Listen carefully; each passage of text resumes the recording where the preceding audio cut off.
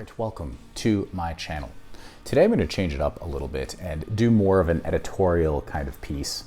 So I was originally going to do some reviews of some guitars that I got, but that's kind of boring, so I'm not going to do that. Plus one of the guitars that I recently bought, the Solar baritone guitar, I just traded it in yesterday at the guitar store and got a Friedman IRX preamp pedal, which is sweet, and I do want to do a video of that. But this sweet guitar, this Jackson Soloist SL3 American made in Hulk green.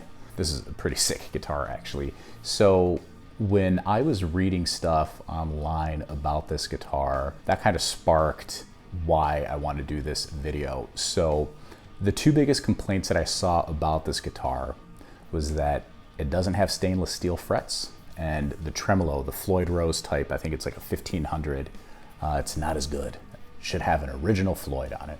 For the price point, I think these originally came out at $2,500 retail, and now the price, I think it's $250 cheaper. I got this brand new for $1,800, so just bear that in mind. Now, this guitar was sweet, okay? And for the price point, I think even at $2,500, it's still worth every penny, okay? Anything with Grover Jackson's name attached to it, you can count on it being quality, right? So let me start off by saying, you know, the battle between nickel frets and stainless steel frets, really to me, it's a matter of preference. One is not better than the other. They both have pros and cons, okay?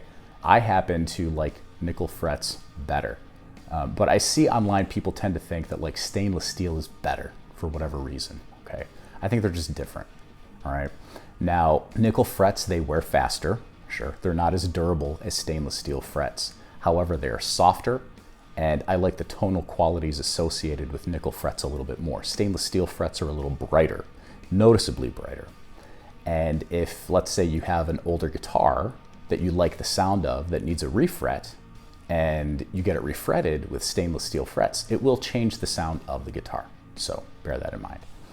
One of the reasons why I like nickel frets better is because they are softer on my hands, on my fingers when I'm playing, and I actually prefer that. And like I said, I do like the tonal qualities better of nickel frets.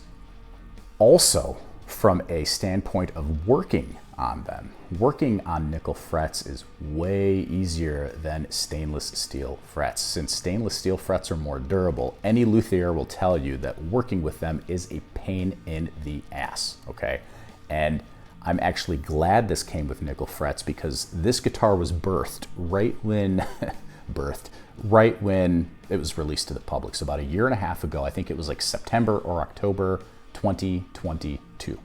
So this guitar was made right around that time, and it was sitting in a warehouse somewhere at a store, right?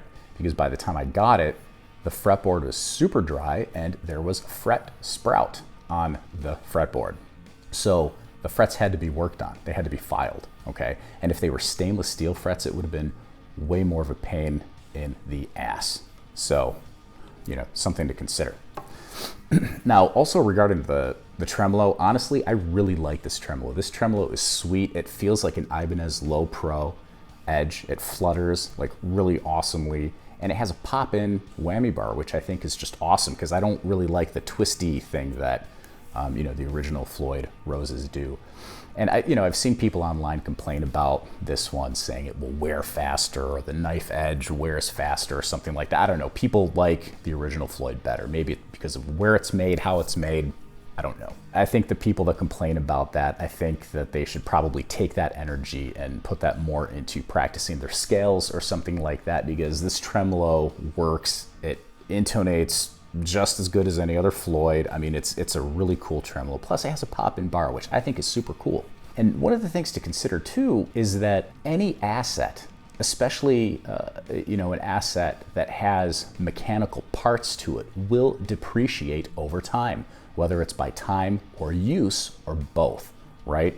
So everything's going to depreciate and everything will need to be worked on at some point. At some point, you will need to refret your guitar, depending on how much and how often you play. At some point, the bridge parts will need replacing, okay? It's just a fact of life. trying to say that like, oh, one will outlive the other. Yeah, maybe, but for how long? And is it really worth it? Those arguments just seem pretty moot to me. I don't know. They seem kind of pointless. And one of the things that's worth pointing out too is that I really recommend not listening to people online. And that includes me too, right?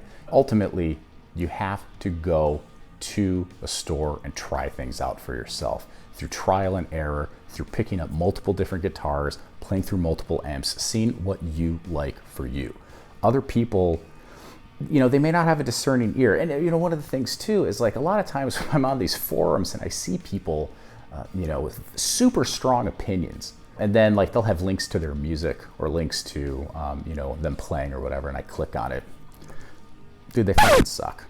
It's like you have a super strong opinion about tone, bro, but like you're not very good at your scales, or you don't know them, or you can't write a song to save your life or whatever. You know, maybe it's a little harsh, you know, and I'm not saying I'm the best guitar player in the world, because I know I'm not. I mean, people online, what do they know? What does anybody know?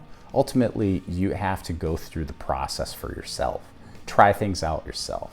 Experiment with things yourself. Develop your own ear, you know, so you know what you like for yourself. So yeah, ultimately, these people online, don't listen to them. I mean, what do they know that you don't? Nothing, right? A lot of them can't really play. A lot of them, how do you know they have a discerning ear? You know, I've developed my ear over, you know, the amount of time that I've been playing, and I can tell certain differences to me, but who knows if it's just psychology? I don't know. You know, you can't really prove it one way or the other. You know, the ultimate point is to just get out there, try stuff yourself, experiment with stuff, you know, experiment with playing different guitars, amps, all of that stuff, and ultimately find what you like for you. So that is my rant for the day. Don't listen to people online, including me. Go to the store, go to the guitar store and try stuff out for yourself, all right? And if you disagree with anything I said in this video, fight me in the comments. See you next time.